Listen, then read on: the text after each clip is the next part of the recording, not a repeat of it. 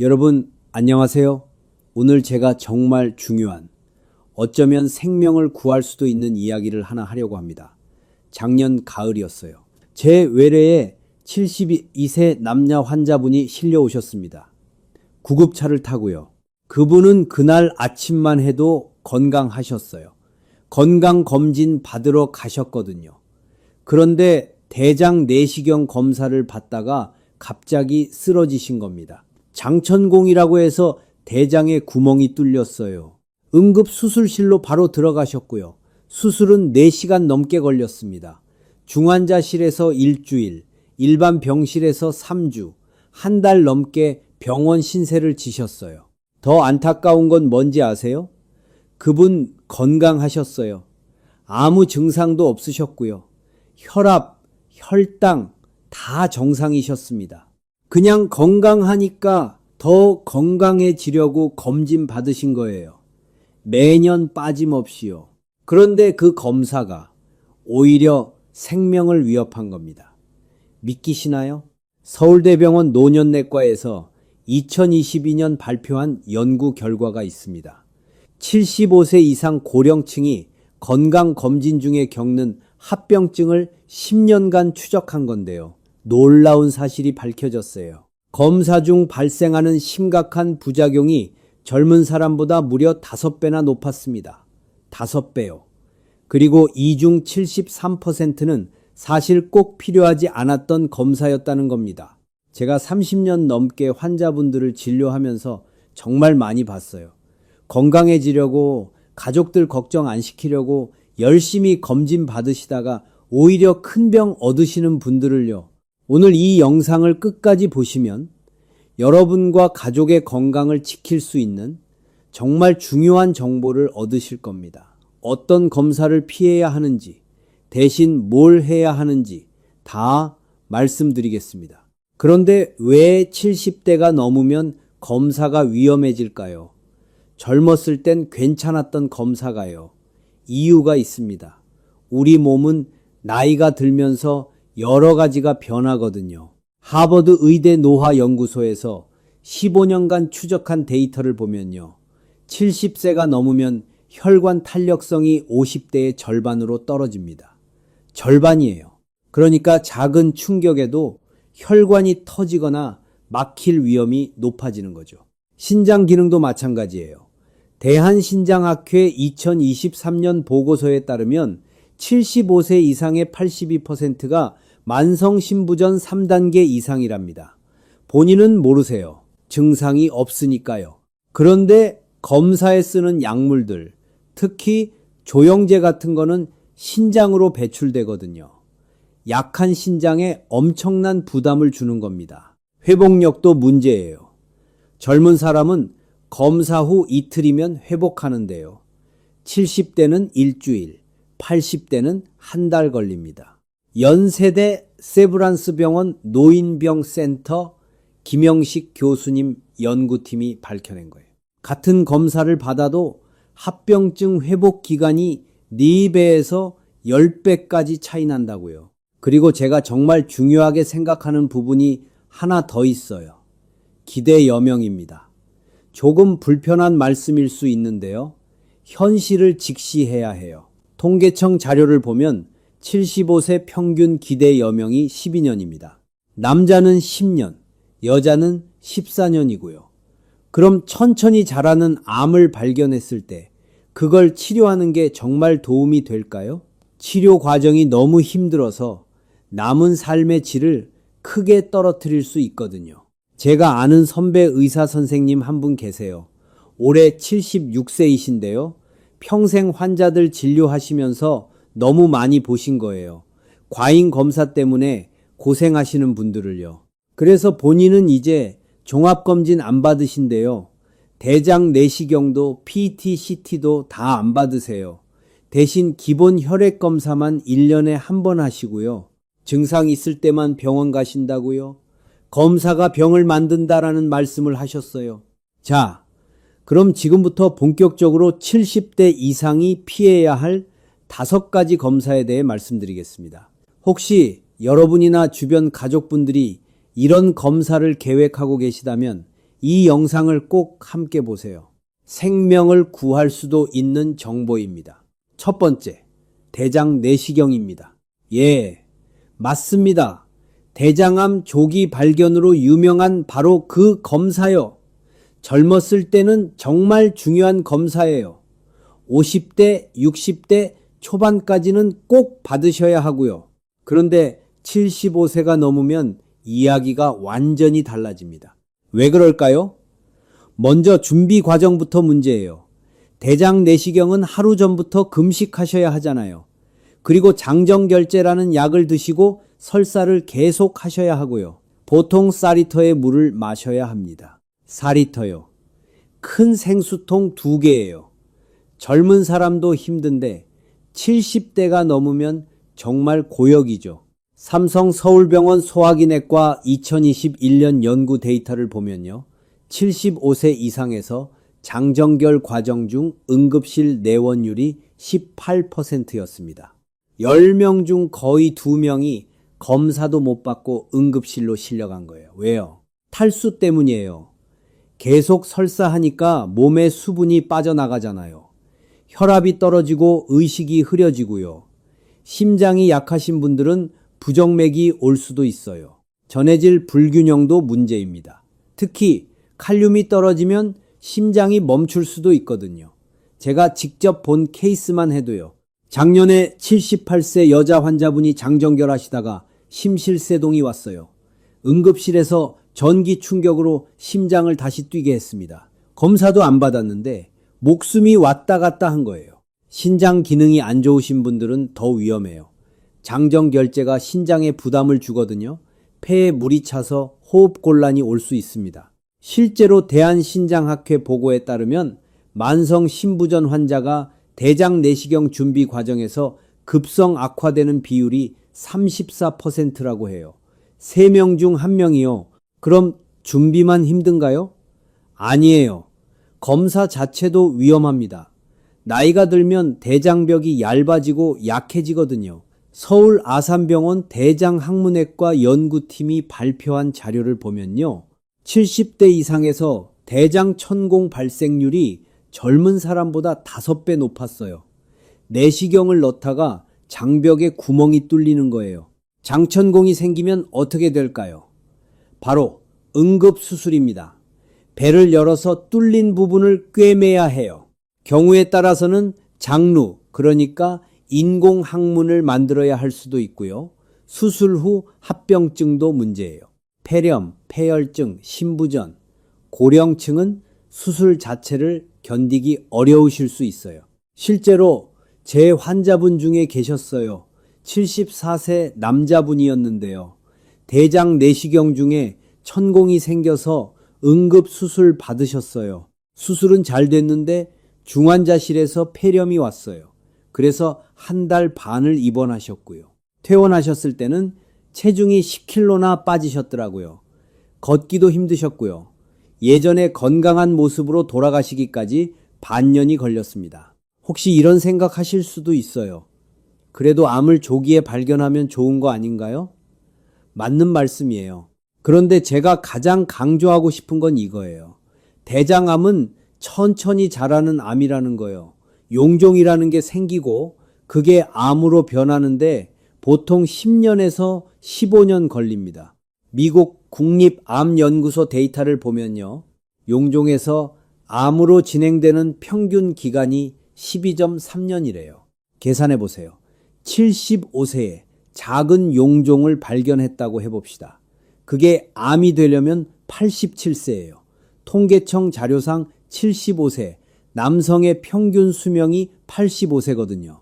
암이 되기 전에 다른 원인으로 돌아가실 확률이 훨씬 높은 거예요. 그런데 위험한 검사를 굳이 받으실 필요가 있을까요? 미국 의학계에서도 이미 권고 지침을 바꿨어요. 미국 예방서비스 태스크포스에서 2021년 발표한 가이드라인을 보면요. 75세 이상은 대장 내시경을 일상적으로 권하지 않는다고 나와 있어요. 대신 대변 잠열 검사로 혈액만 확인하는 걸 추천하고요. 대변 잠열 검사는 정말 간단해요. 집에서 할 수 있고요. 아무 위험도 없습니다. 만약 여기서 이상이 나오면 그때 내시경을 고려하는 거죠. 훨씬 현명한 선택이에요. 실제로 대한대장학문학회에서도 75세 이상은 개별화된 접근을 권고하고 있습니다. 두 번째, CT 조영제 검사입니다. CT 자체는 괜찮아요. 문제는 조영제예요. 조영제가 뭐냐면요. 혈관을 선명하게 보기 위해서 주사로 넣는 약물이거든요. 이게 신장으로 배출되는데요. 여기서 문제가 시작됩니다. 70대가 넘으면 신장 기능이 많이 떨어져 있어요.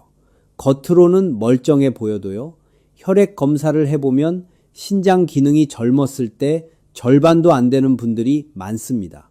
고려대 안암병원 신장내과 연구에 따르면요. 70세 이상의 68%가 사구체 여과율이 60 미만이래요. 정상이 90 이상인데요. 이런 상태에서 조영제를 맞으면 어떻게 될까요? 조영제 유발, 신병증이라는 게 생길 수 있어요. 갑자기 신장이 망가지는 거죠. 한번 망가진 신장은 회복이 정말 어렵습니다. 서울대병원 신장내과 2022년 데이터를 보면요. 조영제 투여 후 급성 신손상이 온 환자 중 42%가 회복이 안 됐대요. 그중 절반은 투석을 시작해야 했고요. 투석이 얼마나 힘든지 아세요? 일주일에 3번씩 병원에 가야 합니다. 한 번에 4시간씩 걸려요. 팔에 굵은 바늘을 2개 꽂고요. 피를 뽑아서 기계로 깨끗하게 만들어서 다시 넣는 거거든요. 투석 받고 나면 완전히 기운이 빠져서 하루 종일 누워 계셔야 해요. 제 환자분 중에 계셨어요. 73세 남자 환자분이었는데요. 건강검진으로 CT 한번 찍으셨어요. 조영제 쓰셨고요. 이틀 후부터 소변이 안 나오기 시작하셨어요. 응급실로 오셔서 검사해보니 급성 신부전이었습니다. 바로 투석을 시작하셨고요. 지금 3년째 투석 중이세요. 일주일에 3번씩요. 검사 한번 잘못 받아서 평생 투석 환자가 되신 거예요. 특히 당뇨병이 있으시거나 고혈압약을 드시는 분들은 더 조심하셔야 합니다. 대한당뇨병학회 보고에 따르면요. 당뇨 환자가 조영제 검사 후 신손상이 올 확률이 일반인의 3배래요. 혈압약 중에서도 이뇨제나 ARB 계열 약을 드시면 위험이 높아지고요. 조영제를 쓰기 전에는 반드시 신장 기능 검사를 해야 해요. 크레아티닌이라는 수치를 확인하는 거거든요. 만약 신장 기능이 안 좋으면 조영제 없는 검사로 대체해야 합니다. 초음파나 MRI로요. 요즘은 초음파 기술이 정말 좋아져서 조영제 CT만큼 잘 보이거든요. 조영제 알레르기도 큰 문제예요. 젊었을 때는 괜찮았어도 나이 들면서 갑자기 알레르기가 생길 수 있거든요. 대한영상의학회 통계를 보면요. 70세 이상에서 조영제 부작용 발생률이 12%래요. 10명 중 1명 이상이에요. 경미한 부작용은 두드러기나 가려움 정도인데요. 심한 경우는 아나필락시스라고 해서 쇼크 상태에 빠질 수 있어요. 혈압이 뚝 떨어지고 호흡 곤란이 오는 거죠. 기관지가 붓고 숨을 못 쉬게 되면 몇 분 안에 사망할 수도 있습니다. 작년에 있었던 일인데요. 76세 여자 환자분이 CT 촬영 중에 갑자기 쓰러지셨어요. 조영제 주사를 맞고 5분도 안 돼서요. 아나필락시스였습니다. 다행히 병원에서 찍다가 그런 거라 바로 응급처치를 해서 살아나셨지만요. 정말 아찔한 순간이었어요. 그분은 지금도 그날을 떠올리면 식은땀이 난다고 하세요. 그래서 70대 이상은 CT를 꼭 찍어야 하는 상황이 아니면 피하시는 게 좋아요. 특히 건강검진 목적으로는 절대 조영제 CT를 받으시면 안 됩니다. 만약 꼭 필요하다면 조영제 없는 CT나 초음파, MRI 같은 다른 검사를 먼저 고려하세요. 세 번째, 운동부와 심전도 검사입니다. 이건 러닝머신 위에서 뛰면서 심장을 검사하는 거예요. 협심증이나 심근경색 위험을 알아보는 검사인데요. 70대 이상한테는 정말 위험합니다. 왜냐하면 검사 중에 실제로 심장 문제가 생길 수 있거든요. 생각해 보세요. 평소에 운동 안 하시는 분이 갑자기 러닝머신에서 뛰는 거예요. 심박수를 최대한 올려야 하는 검사거든요. 보통 목표 심박수가 최대 심박수의 85%예요. 70세면 220에서 70을 뺀 150의 85%니까 127 정도까지 올려야 해요. 이 과정에서 심장에 엄청난 부담이 갑니다. 대한심장학회 2021년 보고서를 보면요. 75세 이상에서 운동부와 검사 중 심각한 부작용 발생률이 2.8%였대요. 100명 중 거의 3명이요. 젊은 사람은 0.3%인데 10배 가까이 높은 거예요. 어떤 부작용이 있냐면요. 심근경색이 올 수 있어요. 검사 중에요. 심장에 혈액 공급이 부족해서 심장 근육이 죽는 거거든요. 부정맥도 흔해요. 심방세동이나 심실빈맥 같은 위험한 부정맥이 갑자기 생길 수 있습니다. 제 동료 의사한테 들은 이야기예요. 73세 환자분이 운동부와 검사 중에 갑자기 심정지가 왔대요. 러닝머신에서 뛰다가 쓰러지신 거예요. 다행히 병원에서 검사 중이어서 바로 심폐소생술을 해서 살아나셨지만요. 만약 다른 곳이었으면 큰일 날 뻔했죠. 또 넘어질 위험도 높아요. 70대가 넘으면 균형 감각이 떨어지거든요. 러닝머신에서 뛰다가 비틀거려서 넘어지시는 분들이 많아요. 머리를 다치거나 골절상을 입으실 수 있고요. 연세대 세브란스 병원 재활의학과 통계를 보면요. 고령층 운동부와 검사 중 낙상사고가 연간 47건이었대요. 한 병원에서만요. 더 큰 문제는 이 검사의 정확도가 고령층에서 떨어진다는 겁니다.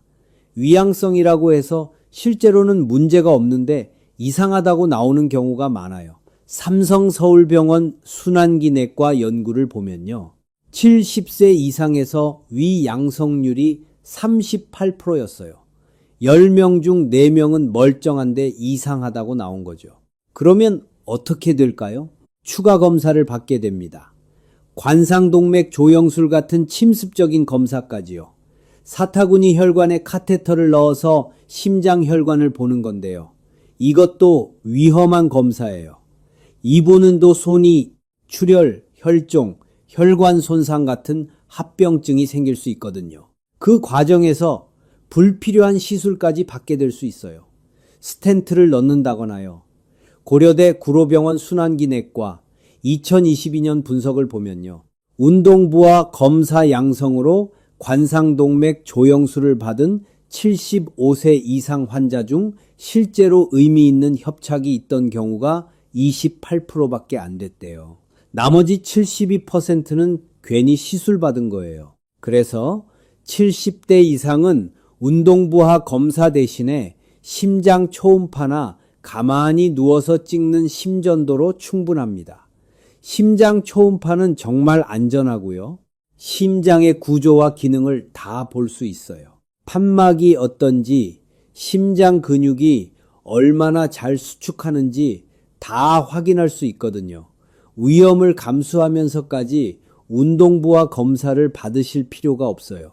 네 번째, 전신 PET-CT 검사입니다. 이건 암 검사로 유명하죠. 정말 비싸고 정밀한 검사예요. 한 번에 150만 원에서 250만 원까지 들어요. 그런데 70대 이상한테는 권하지 않습니다. 왜냐하면 이 검사가 너무 민감해서 문제가 없는 걸 찾아내기 때문이에요. 나이가 들면 몸 여기저기 작은 이상들이 생기잖아요. 염증도 있고 작은 혹도 있고요. 대부분 문제가 안 되는 것들이에요. 그런데 PET-CT는 이런 것들을 다 찾아냅니다. 국립암센터 2021년 연구 자료를 보면요. 70세 이상에서 PET-CT 검사 후 추가 검사가 필요한 소견이 나온 비율이 67%였대요. 3명 중 2명이요. 그런데 그 중에서 실제로 암이었던 경우는 8%밖에 안 됐어요. 나머지 92%는 괜히 추가 검사 받은 거죠. 추가 검사가 뭐냐면요. 조직 검사예요. 의심되는 부위에서 조직을 떼어내서 현미경으로 보는 거거든요. 폐에 작은 결절이 보인다고 해봐요. 조직 검사하려면 가슴에 바늘을 찔러 넣어야 해요. 이 과정에서 기흉이라고 해서 폐에 구멍이 생길 수 있어요. 서울 아산병원 흉부외과 통계를 보면요. 폐 조직 검사 후 기흉 발생률이 젊은 사람은 5%인데 70세 이상은 18%였대요. 거의 4배예요. 기흉이 생기면 가슴에 튜브를 넣고 일주일씩 입원해야 합니다. 호흡도 힘들고 통증도 심하고요. 제 환자분 중에 계셨어요. 72세 여자분이었는데요. PET-CT에서 폐에 뭔가 보인다고 해서 조직검사 받으셨어요. 기흉이 생겨서 열흘 입원하셨고요. 결과는 뭐였냐면 그냥 염증 덩어리였어요. 암도 아니고요. 괜히 고생하신 거죠. 게다가 PET-CT는 방사선 피폭량이 정말 많아요. 일반 CT의 10배가 넘습니다. 고려대 안암병원 영상의학과 연구에 따르면요. PET-CT 한 번 찍으면 받는 방사선량이 14mSv래요. 일반 CT는 1.5mSv 정도인데요. 고령층은 회복력이 떨어져서 방사선 피폭의 영향을 더 많이 받아요. 세포 손상도 더 크고 암 발생 위험도 높아지고요. 아이러니하게도 암을 찾으려고 받은 검사가 오히려 암을 유발할 수 있는 거죠. 더군다나 PET-CT에서 작은 암을 발견했다고 해봐요. 그게 치료가 필요한 암인지도 불분명합니다. 천천히 자라는 암이면 평생 증상 없이 지낼 수도 있거든요. 미국 국립암연구소 데이터를 보면요. 전립선암이나 갑상선암은 70세 이상 부검 시 50% 이상에서 발견되는데 생전에 증상이 없었던 경우가 대부분이래요. 그런데 발견됐으니까 치료해야 할 것 같고요. 수술받고 항암 치료받고 하다가 오히려 삶의 질이 엄청나게 떨어지는 거예요. 삼성서울병원 종양내과 2022년 연구를 보면요. 75세 이상에서 항암 치료 부작용으로 입원하는 비율이 젊은 사람의 5배였대요. 그래서 암 가족력이 있거나 특별한 증상이 있는 게 아니라면 70대 이상은 전신 PET-CT를 건강검진 목적으로 받지 않는 게 좋습니다. 일반 CT나 초음파로도 충분히 필요한 부분을 확인할 수 있어요. 돈도 아끼고 몸도 지키는 거죠. 또래분들과 비교해서 불필요한 검사로 고생하실 필요가 없어요. 5번째, 수면 내시경입니다. 위내시경 자체가 문제는 아니에요. 문제는 수면제예요.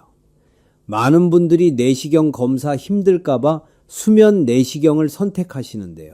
70대 이상한테는 이게 위험할 수 있습니다. 수면제를 맞으면 호흡이 억제돼요.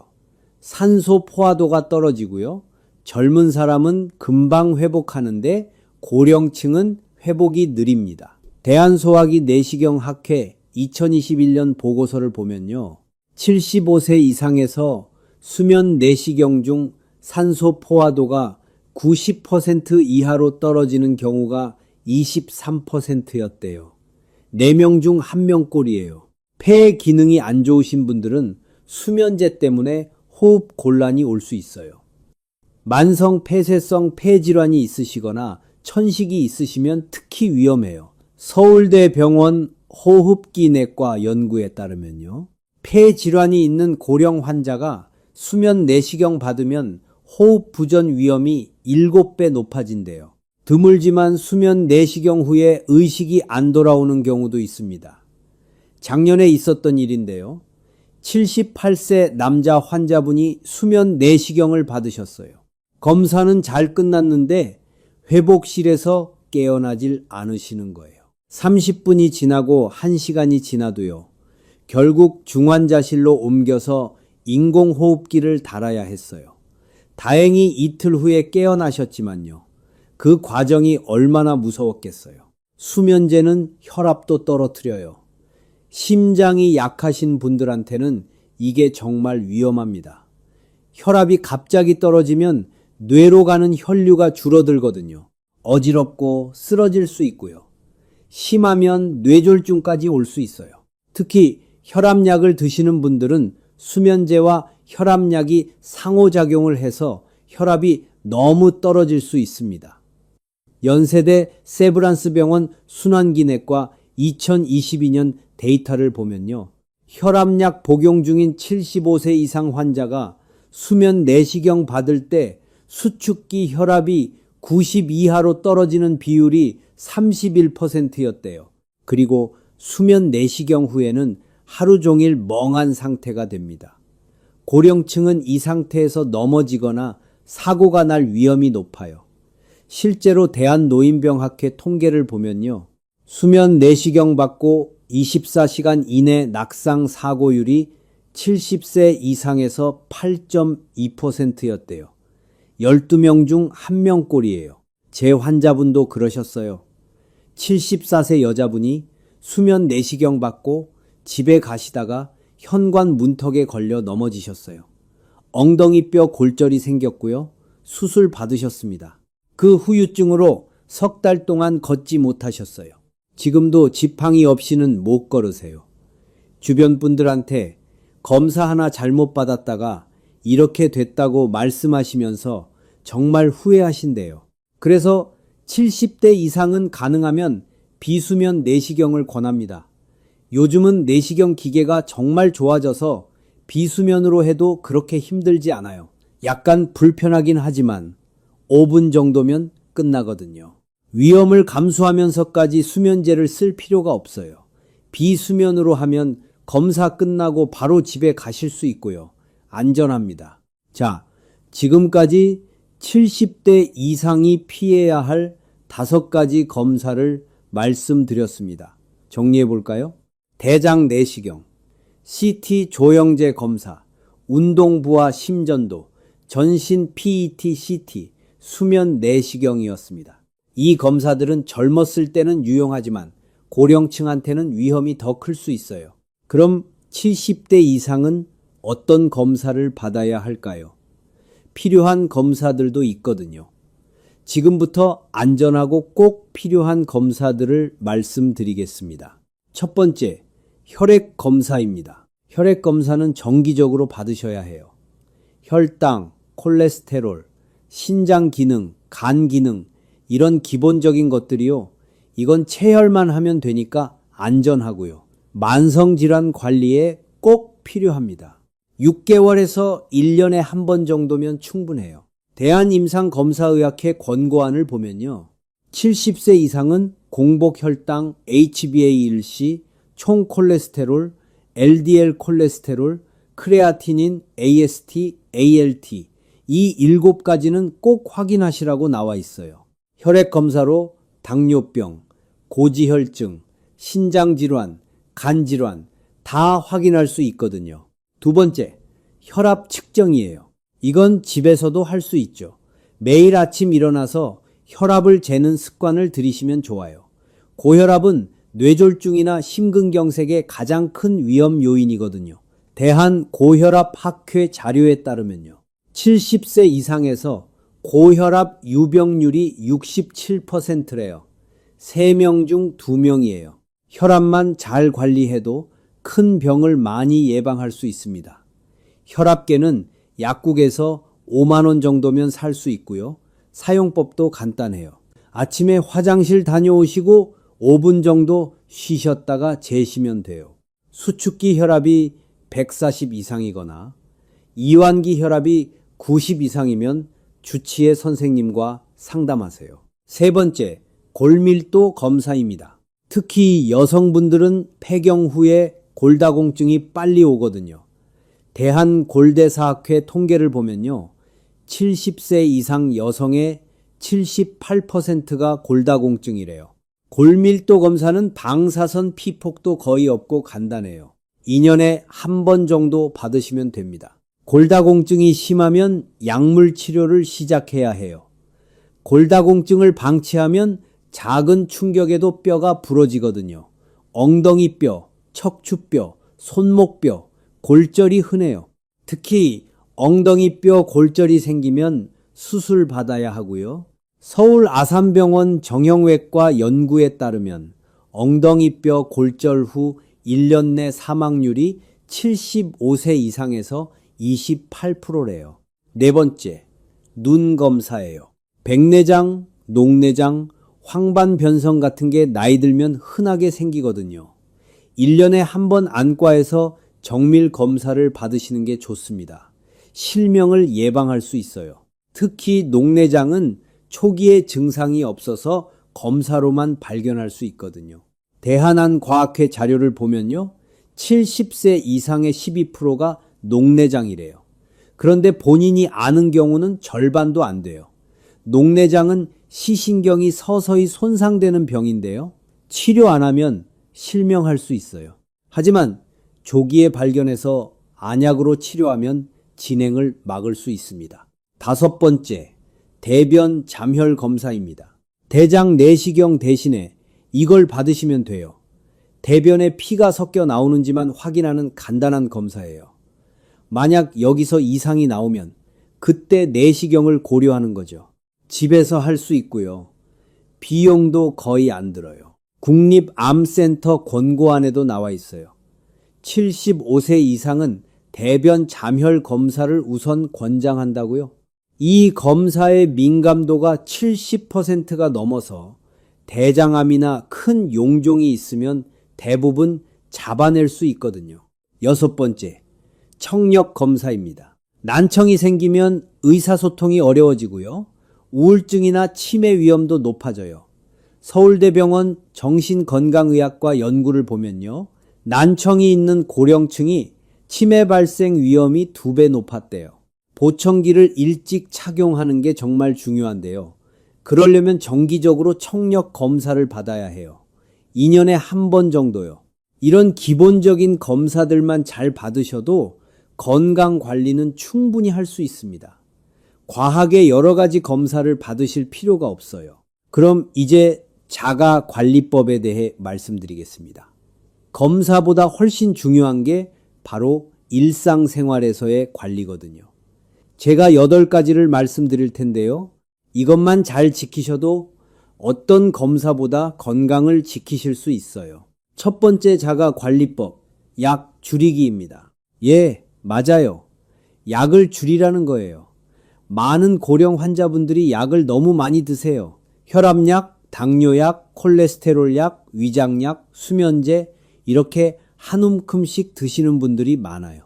그런데 약이 많을수록 부작용 위험도 높아집니다. 서울대병원 노년내과 2022년 연구를 보면요. 75세 이상이 5가지 이상 약을 복용하면 낙상 위험이 3배, 인지 기능 저하 위험이 2배 높아진대요. 특히 고령층은 신장이나 간 기능이 떨어져서 약물 대사가 느려요. 약이 몸에 쌓이는 거죠. 그러면 어지럽고 넘어지기 쉽고요. 기억력도 떨어져요. 주치의 선생님과 상의해서 꼭 필요한 약만 드시도록 조정하세요. 약을 줄이는 것만으로도 삶의 질이 훨씬 좋아질 수 있습니다.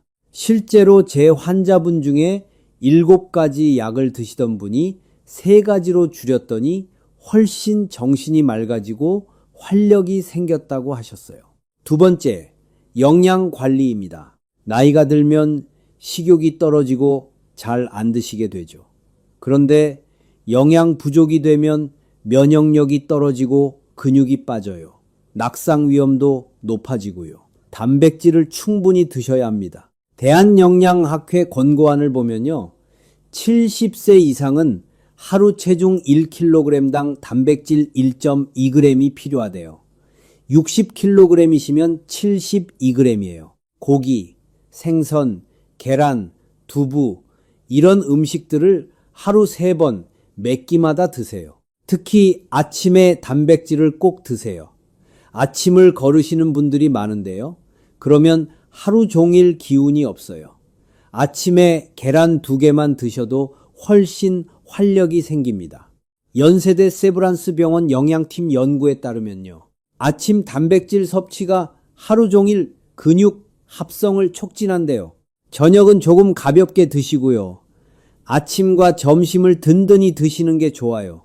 채소와 과일도 중요하지만 단백질이 더 중요해요. 탄수화물은 조금 줄이시고요. 밥을 한 공기 다 드시지 마시고 반 공기만 드세요.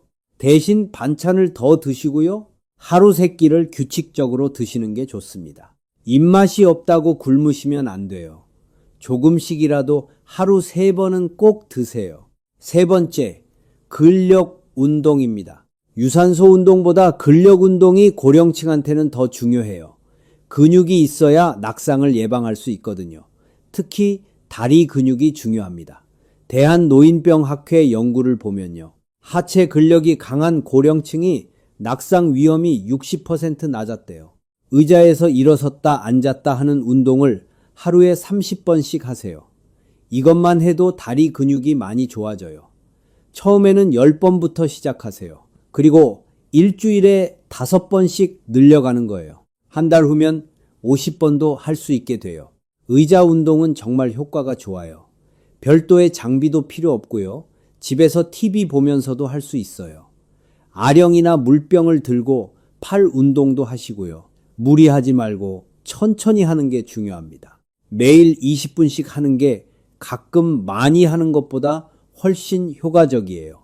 운동 후에는 스트레칭도 꼭 하세요. 근육이 굳지 않게요. 네 번째, 수분 섭취입니다. 고령층은 갈증을 잘 못 느끼세요. 그래서 탈수가 자주 옵니다. 탈수가 오면 혈압이 떨어지고 의식이 흐려지고요. 신장에도 안 좋아요. 목이 안 마르더라도 물을 하루 6번에서 8번 정도 나눠서 드셔야 해요. 삼성서울병원 신장내과 연구를 보면요. 70세 이상의 48%가 만성 탈수 상태래요. 하루에 1리터에서 1.5리터 정도가 적당합니다. 커피나 차는 이뇨작용이 있어서 물로 계산하지 마세요. 맑은 물을 드시는 게 가장 좋아요. 아침에 일어나서 한 컵, 식사 후에 한 컵, 이렇게 습관을 들이세요. 물병을 항상 가까이 두시고요. 보일 때마다 한 모금씩 마시세요. 5번째, 수면 관리입니다. 잠을 잘 자는 게 정말 중요해요. 잠을 못 자면 면역력이 떨어지고 혈압도 올라가고요. 당뇨도 악화됩니다. 수면제보다는 생활 습관으로 수면을 개선하는 게 좋아요. 낮잠을 너무 오래 자지 마시고요. 30분 이내로 제한하세요. 저녁 6시 이후에는 카페인을 피하세요. 잠자리 환경도 중요합니다. 방을 어둡게 하고 조용하게 하세요. 자기 전에 따뜻한 물로 샤워하면 잠이 잘 와요. 침대는 잠자는 용도로만 쓰시고요. 침대에서 TV 보거나 핸드폰 하지 마세요. 침대는 잠자는 곳이라는 걸 뇌가 기억하게 해야 해요. 서울대병원 수면센터 연구에 따르면요. 이런 수면 위생을 지키면 수면의 질이 40% 향상된대요. 6번째, 사회 활동입니다. 외로움과 고립이 건강에 정말 안 좋아요. 우울증도 오고 치매 위험도 높아지거든요.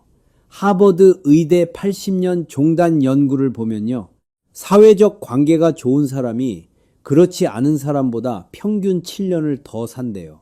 규칙적으로 사람들을 만나세요. 경로당이나 복지관에 나가시는 것도 좋고요. 취미 활동을 함께하는 모임에 참여하시는 것도 좋아요. 가족들과도 자주 연락하고 만나세요. 일주일에 2-3번은 친구나 이웃과 이야기 나누는 시간을 가지세요. 사회적 관계가 건강에 미치는 영향이 운동이나 식이요법만큼이나 큽니다. 혼자 계시지 마시고 사람들 속으로 들어가세요. 7번째, 낙상 예방입니다. 고령층한테 낙상은 정말 치명적이에요. 한번 넘어져서 골절되면 회복이 어렵고요. 그대로 누워 지내시다가 합병증으로 돌아가시는 경우가 많습니다. 질병관리청 통계를 보면요. 65세 이상 낙상 사고율이 연간 26%래요. 4명 중 1명꼴이에요. 집안 환경을 안전하게 만드세요. 화장실에 손잡이를 달고요. 문턱은 없애고요. 바닥에 미끄럼 방지 매트를 깔아야 해요. 신발도 중요합니다. 슬리퍼는 벗겨지기 쉬우니까 발에 딱 맞는 신발을 신으세요. 밤에 화장실 갈 때를 대비해서 복도에 야간 조명을 켜두시고요. 급하게 움직이지 마시고 천천히 움직이는 습관을 들이세요. 침대에서 일어날 때도 바로 일어나지 마시고 한 30초 앉아 계셨다가 일어나세요. 8번째, 정기적인 주치의 방문입니다. 몸이 아프지 않아도 3개월에서 6개월에 한 번은 주치의 선생님을 만나세요. 만성질환 관리도 하고요. 약도 점검하고요. 필요한 검사도 상의할 수 있습니다.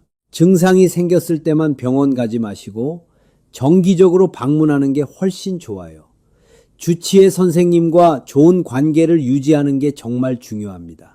여러분의 건강 상태를 가장 잘 아는 사람이 주치의니까요. 궁금한 거 있으면 메모해 뒀다가 진료 때 물어보세요.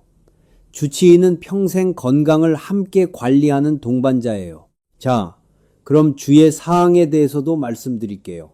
첫째, 건강검진 권유를 받더라도 무조건 다 받지 마세요. 나이와 건강 상태를 고려해서 필요한 검사만 선택적으로 받아야 합니다. 검진센터에서 권하는 고가 패키지는 대부분 불필요한 검사들이 많이 포함되어 있어요. 비싼 게 좋은 게 아니에요.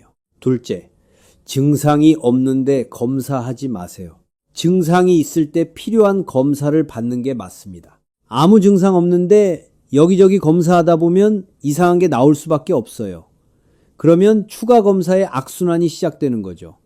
이걸 검사의 캐스케이드 효과라고 하는데요. 한번 시작하면 끝이 없어요. 셋째, 인터넷이나 TV 건강 프로그램을 맹신하지 마세요. 거기 나오는 정보들은 대부분 일반적인 얘기고요. 개인차가 있어요. 여러분의 상태에 맞는 조언은 주치의 선생님한테서 들어야 합니다.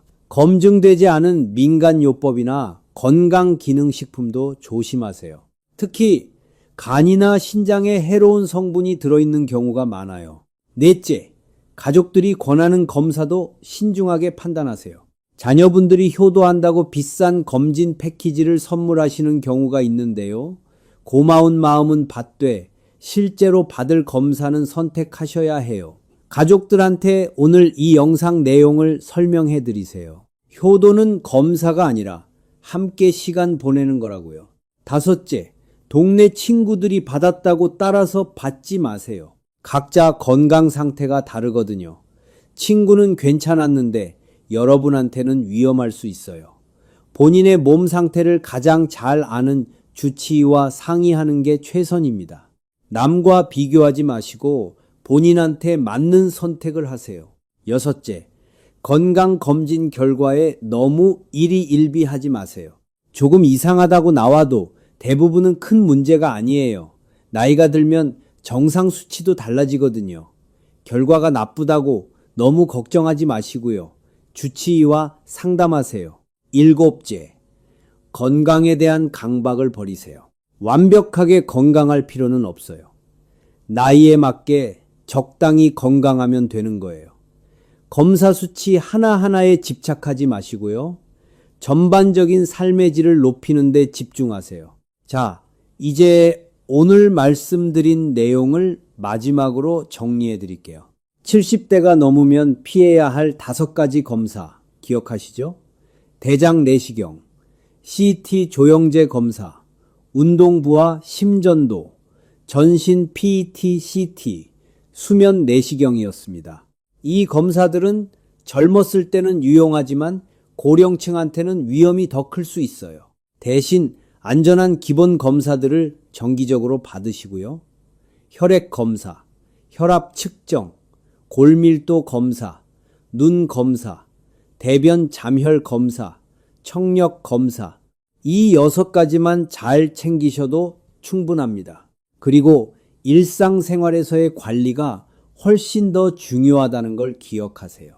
약을 줄이고 단백질을 하루 3번 꼭 드시고 근력 운동을 매일 20분씩 하시고 물을 하루 6번에서 8번 나눠서 드시고 잘 주무시고 일주일에 두세 번 사람들 만나시고 낙상 조심하시고 주치의를 정기적으로 만나는 것. 이 8가지가 어떤 검사보다 여러분의 건강을 지켜줄 겁니다. 우리 어르신들 평생 고생하시면서 자식 키우고 나라 발전시키셨잖아요. 이제 우리 건강 챙길 때예요. 아직 늦지 않았습니다. 오늘부터 실천하시면 됩니다. 손주들과 오래오래 건강하게 지내시길 바랍니다. 여러분의 건강이 제일 중요합니다. 가족들한테 짐이 되지 않으려면 건강해야 해요. 그런데 건강해지려고 위험한 검사 받으시면 안 됩니다. 안전하게, 현명하게 건강을 지키세요. 또래분들과 비교했을 때 당당하게 나는 건강하다고 말씀하실 수 있는 그날까지 우리 함께 노력합시다. 오늘도 저와 함께 건강 공부하시느라 고생하셨습니다. 중요한 건 아는 것보다 실천하는 거예요. 오늘 배우신 내용 꼭 기억하시고 실천해 주세요. 도움이 되셨다면 우리 지식한상 가족 여러분 구독과 좋아요로 응원해 주세요. 그리고 주변에 70대 이상 되시는 부모님이나 친척분들께 이 영상 꼭 공유해 주세요. 생명을 구할 수도 있는 정보니까요. 우리 모두 함께 건강하고 행복한 노후를 만들어 가시기를 바랍니다. 여러분이 건강하셔야 가족들도 행복합니다. 여러분이 건강하셔야 손주들과 더 오래 함께 할 수 있어요. 그게 진짜 효도고 진짜 사랑이에요. 우리 함께 건강 지킵시다. 건강한 하루 되시길 바랍니다. 다음 영상에서 또 뵙겠습니다. 감사합니다.